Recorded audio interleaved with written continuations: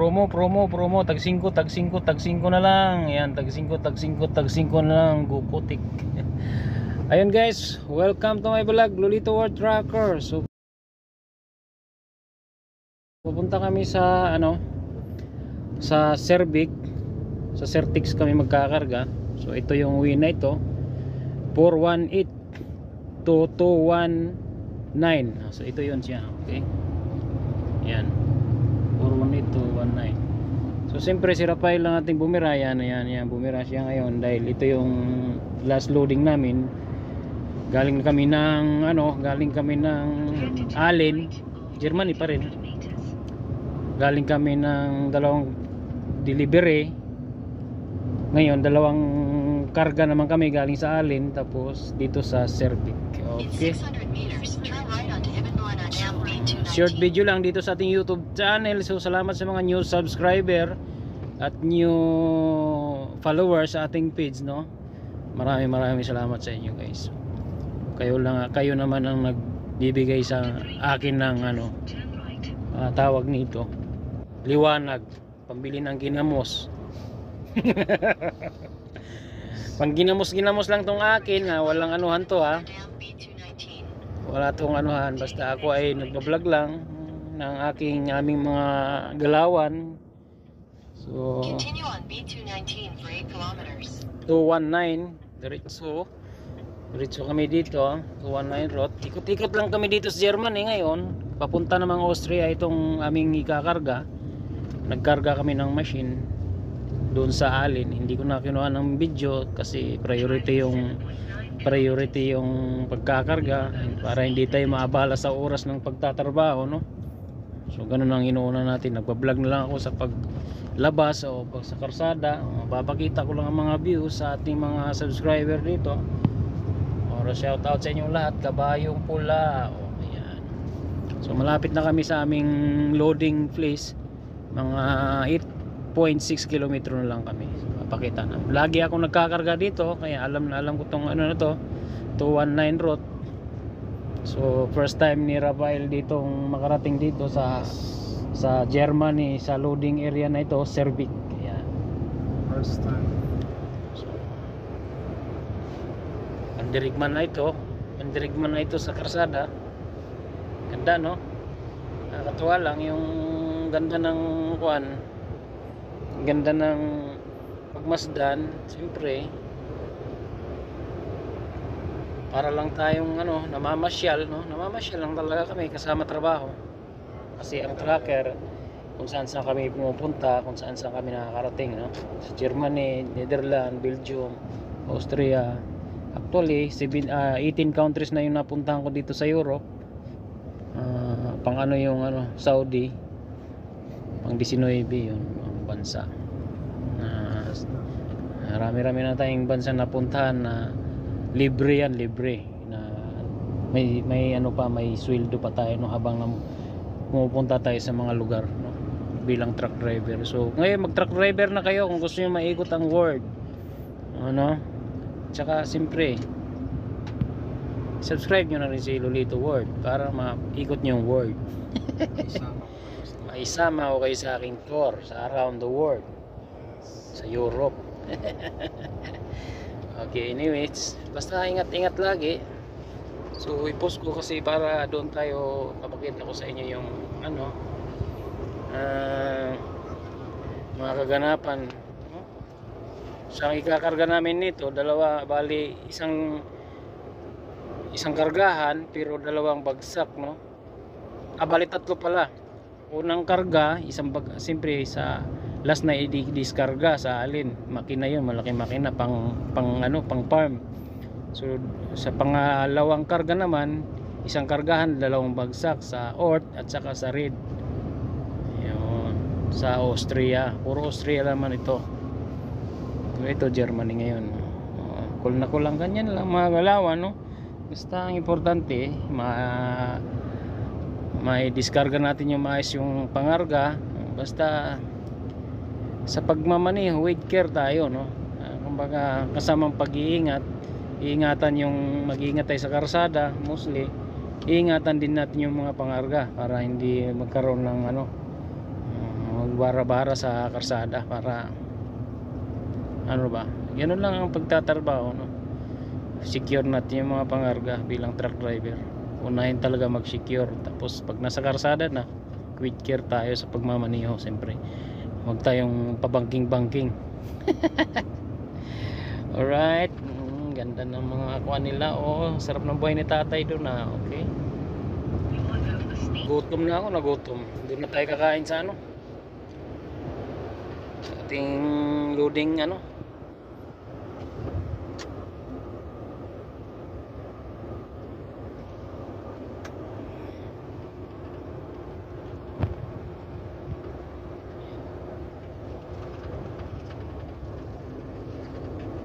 Kalasang kakahuyan. Yan. So diyan kami pupunta sa Cervic na yan. Yung sinasabi ko, Cervic. Malapit na, no? So basta tama lang yung pag-coordinate, paglagay ng ano, address, mostly lugar, company name, at saka postcode, street. Yan. Pag tama lahat yan, kahit hindi na kayo humingi ng coordinate sa disponent nyo, diretso ka lang. Wala nang problema yan. Hindi kayo maliligaw yan. Basta tandaan nyo palagi, trackers, yung postcode. Mostly, siyempre postcode, lugar. Tapos street. Company name. Yan.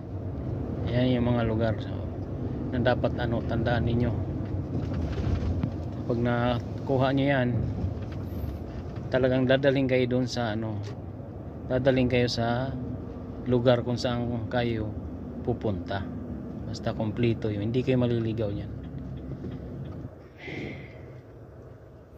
Stoplight, naka tayo, stoplight yan.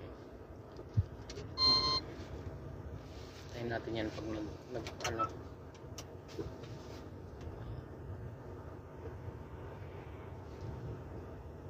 ano na lang, 2.6 km na lang kami, 2.6 EDR.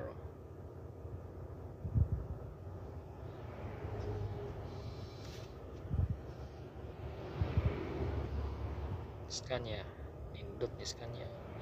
Mga mag-EDM. Kung sa atin ito na wala ng truck, marurot na yung mga marurot na yung mga so maganda tayo motor kasi yan ginagawa, tulay,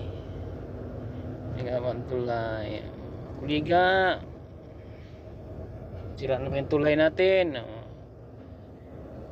Ayos na yung tulay. Rapido kuliga, rapido, nakahasad si amigo. Malapit na kami guys, so tiis-tiis lang na, malapit na kami. Minsan hindi ko na binibidyoan yung yung mga pagkarga kasi lalo na pag nagmamadali kami wala kasi akong In 600 meters, take the B475 exit toward Rhein Amstetten. 475 papunta ng Emsdeten, Cervic. Yan.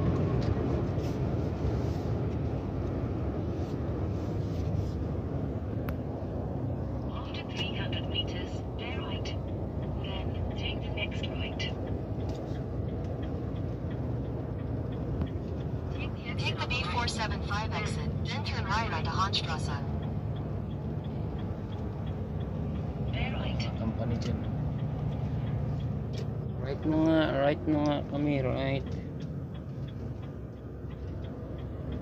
Yan. Take the next Pag right. nanggaling naman ako sa dito ako sa ilalim dumadaan. Diretso lang.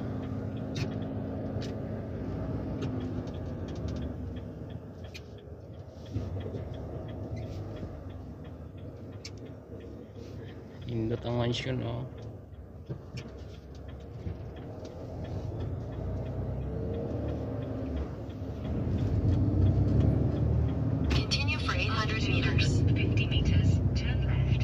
Ito yung Cervic na lugar. Nakita nyo yan, Cervic.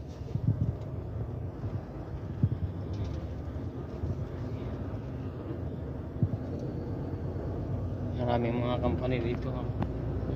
Ito naman ay pang bumbero ito. Take the next left.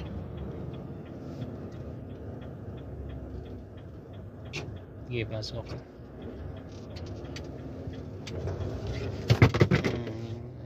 Hayaan mo siya dyan. South.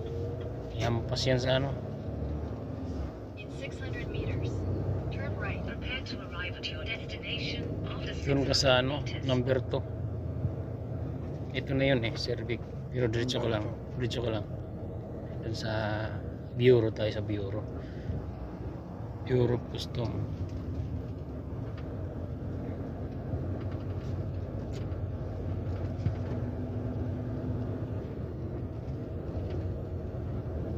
Yan, 5. Doon tayo sa number 2.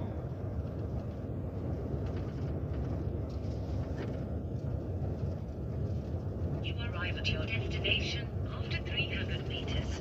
So dito na kami. Ito yung company na pagkakargaan namin. In 200 meters, your destination will be on the right. Yan, ito yung pangkotse. Hindi tayo pwede dyan. Doon tayo sa ano, number 2. Ito yung number 3. You can reach your destination. Ayan, number 2. Turn right. Then your destination is on the right. Will be on the right. Alright. So hanggang dito na yung video namin. Pagpasok. Hey. Alright. Okay guys, thank you for watching. So see you around. Punta muna ako sa information, okay? Ciao.